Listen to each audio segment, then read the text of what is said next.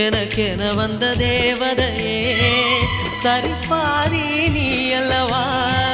நடக்கையில் உந்தன் கூட வரும் நிழல் போலே நான் அல்லவா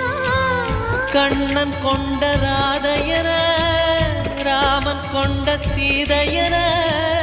மடி சேர்ந்த பூரதமே மனதில் வீசும் மாருதமே நன்றி சொல்ல உனக்கு வார்த்தை இல்லை எனக்கு நான் தான் மயங்குறேன் என்னுடைய மனச தந்துவிட்ட பிறகோ ஏம்மா கலங்குற நெடுங்காலம் நாம் புரிஞ்ச தவத்தாலே நீ கிடைச்ச திருக்கோயில்